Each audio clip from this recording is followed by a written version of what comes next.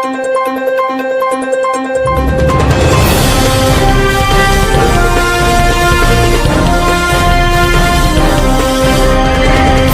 के माध्यम से शासन का ध्यान अशासकीय सहायता प्राप्त माध्यमिक विद्यालयों में कार्यरत राजकोष से वेतन प्राप्त कर रहे तदर्थ शिक्षकों की ओर आकर्षित करना चाहता हूं, जिनकी सेवाएं अब तक विनियमित न किए जाने के कारण उन्हें अत्यंत गंभीर संकट से गुजरना पड़ रहा है।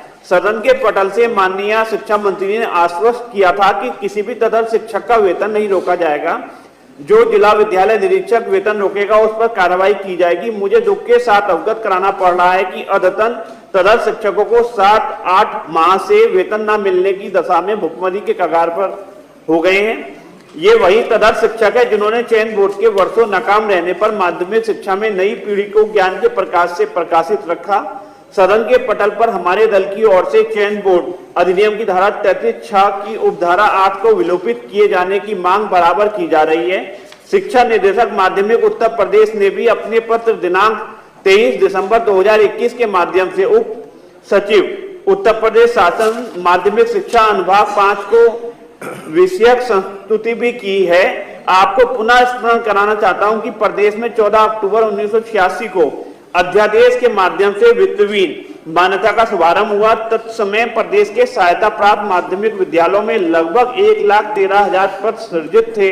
विभाग द्वारा सन 2013 में कराए गए सर्वेक्षण एवं परिसीमन में लगभग 13,000 पद निष्प्रभावी किए गए। वर्ष 2016 व 2021 तक चयन बोर्ड द्वारा की गई भर्ती के बावजूद भी आज भी प्रदेश में लगभग 35,000 शिक्षकों के पद अस्तित्व में रहते हुए रिक्त चल रहे हैं।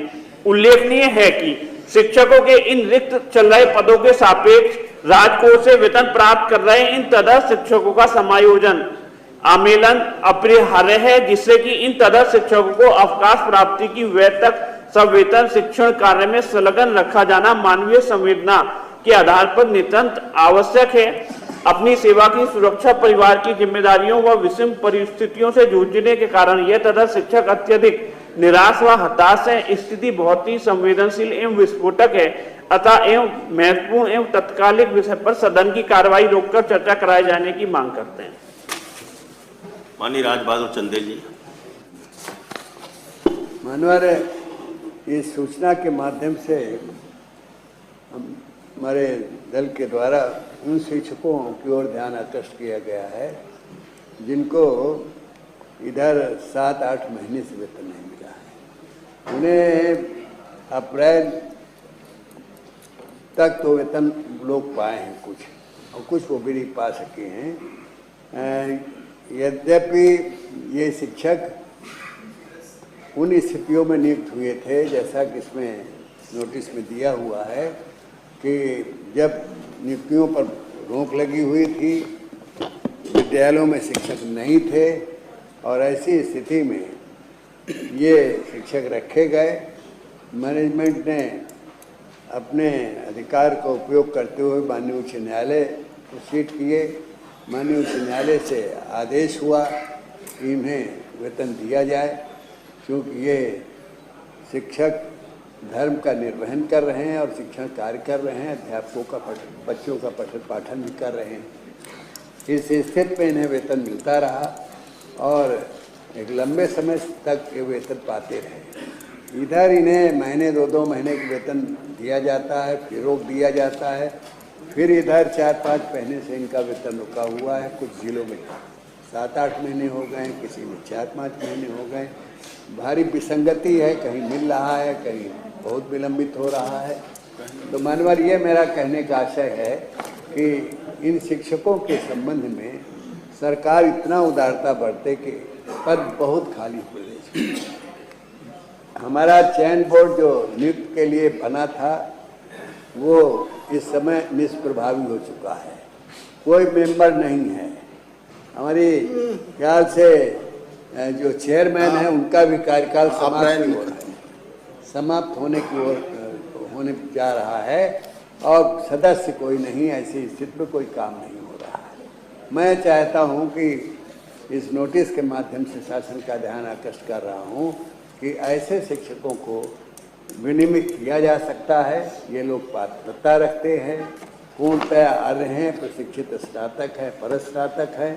यदि इन्हें विनियमित कर दिया जाए और इनका वेतन जारी रखा जाए, वेतन न रोका जाए, विनियमित करने पर सरकार अपना कुछ और इसका रास्ता विधिक दृष्टि से जो उचित समझे खोज ले, लेकिन सरकार समय समय पर विनियमित करती रही है।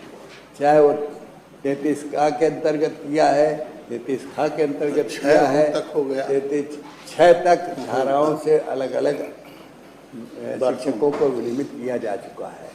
पुनः इस पर विचार हो सकता है और इन शिक्षकों को लाभ मिल सकता है, उनके परिवार भी पनप जाएंगे, अपने बच्चों को पढ़ा सकेंगे, रोजी रोटी उनकी चल सकेगी। इसलिए संवेदनशील मुद्दा है। ठीक है। को विचार करें। माननीय मंत्री जी, अब रहने दीजिए, आप पढ़ लिए। माननीय मंत्री जी।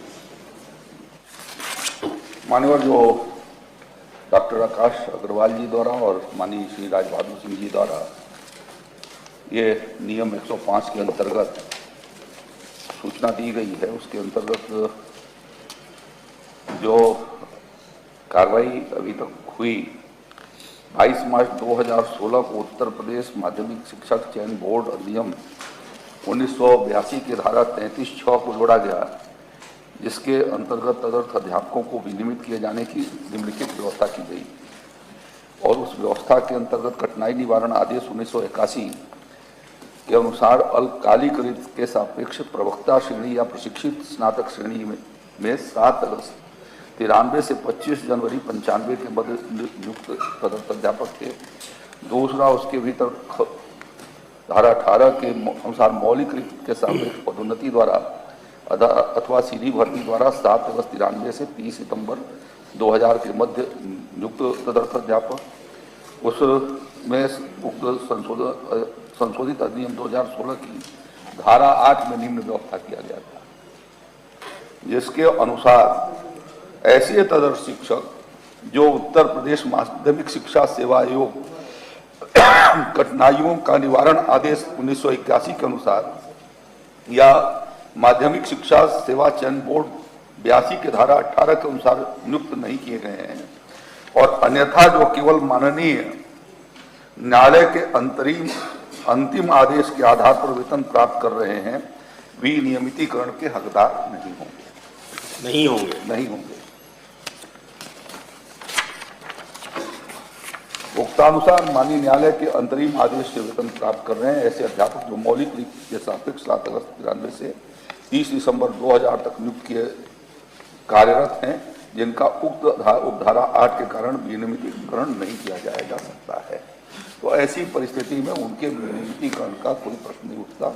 जहाँ तक इसमें से बहुत सारे लोग चयन बोर्ड की भर्तियों के द्वारा समायोजित किए जा चुके हैं और जो तदर्थ रूप से काम कर रहे हैं, उनका वेतन दिए जाने का कार्य जो है, जब वो उनका मानदेय है उसको देने का काम सरकार करती है और इसलिए इसका कोई प्रश्न नहीं उठता नहीं। उनका कहना ये है, त्रिपाठी जी, एक और उनका कहना है, वो कह रहे हैं कि कुछ अध्यापकों को जो पढ़ा रहे हैं, काम कर रहे हैं, उनको वेतन नहीं मिल रहा है, अप्रैल से नहीं मिल रहा है कुछ लोगों को।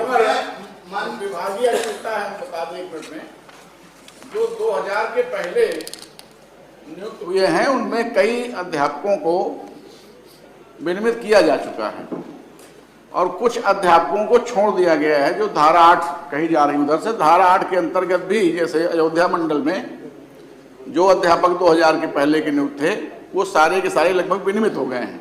केवल इलाहाबाद मंडल में, प्रयागराज मंडल में वो विनियमित नहीं हुए हैं, माने उनको सेम प्रक्रिया है लेकिन वो विनियमित नहीं किए गए। इसी प्रकार से कुछ जिलों ने वेतन दिया है, कुछ जिले अभी भी 2000 तक के लोगों को वेतन दे रहे हैं और कुछ जिले नहीं दे रहे हैं। तो उनमें एक रूपता हो जाए कि सारे लोग जब 10-12 जिले वेतन दे रहे हैं और 7-8 जिले नहीं दे रहे हैं, तो उनको वेतन देना चाहिए, ये उनका विषय है। माननीय मंत्री जी ने उसके आगे वाली बात कह दी कि जब विनियमितीकरण हुआ था उसका कह दिया। जो 2000 के बाद जो हैं शिक्षक तदर्थ, जब चयन बोर्ड फेल था और विद्यालयों में पढ़ाने के लिए अध्यापक नहीं थे, तब उन अध्यापकों की नियुक्ति की गई और यह कहा गया कि चयन बोर्ड से चयनित अभ्यर्थी के आने तक यह कार्यरत रहेंगे। अब चयन बोर्ड का अभ्यर्थी आया नहीं, उल्टे उनको बाहर कर दिया गया। और जो धारा 8 की बात मंत्री जी कह रहे हैं, वह जो अधिनियम है, माननीय मंत्री जी स्वयं वरिष्ठ मंत्री हैं, उद्देश्य और कारण तो वह पढ़ लें कि एक मिनट सुन लीजिए। उद्देश्य और कारण तो पढ़ लें कि उद्देश्य के किस उद्देश्य के नाते वह विनियमितीकरण किया गया। वो तो एक अधिकारी की चाल थी जो स्वयं आज पछता रहे हैं। उनके परिवारिक जन के लोग भी कुछ जो शुभचिंतक हैं नहीं पा रहे हैं। उनकी देन थी कि उसको उन्होंने घुमा करके यह कह दिया। उसमें जो धारा 8 है उसमें केवल है कि केवल जो माननीय न्यायालय से के आदेश से वेतन पा रहे हैं। बात यह है कि वह तो माननीय न्यायालय नहीं, वह तो प्रबंध तंत्र द्वारा नियुक्त किए गए जिला विद्यालय निरीक्षक ने उसको वेतन भुगतान नहीं कर रहे थे, तब वह गए माननीय न्यायालय और न्यायालय ने आदेश, उनकी नियुक्ति तो प्रबंध तंत्र ने किया।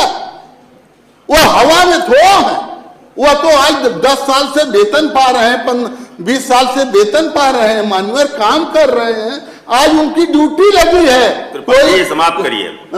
तो मैं माननीय मंत्री जी से यह कहना चाह रहा हूं कि जो शिक्षक कार्य कर रहे हैं, आपके परीक्षा में भी ड्यूटी में लगे हुए हैं, उन शिक्षकों का वेतन अधिकारियों ने मनमाने ढंग से रोक दिया है। एक बात और उनको वेतन दिलाने के लिए एक सेकंड, इसी सदन में बैठी थी माननीय शिक्षा मंत्री जी, उन्होंने खड़ा होकर के इसी सम्मानित सदन में कहा था माननीय मंत्री जी ने कि मैं इसको दिखवाती हूँ और जो जिला विद्यालय में उसको मैं दंडित करूंगा। माननीय त्रिपाठी जी, देखिए ऐसा है माननीय मंत्री जी, ये विषय पहले भी आया है जी। हमारा कहना ये है कि जो शिक्षक काम कर रहे हैं और उनका वेतन रुका है तो उनके वेतन जरूर उनको मिलना चाहिए। कार्य स्थगन अस्वीकार और सरकार को आवश्यक कार्रवाई है संदर्भित।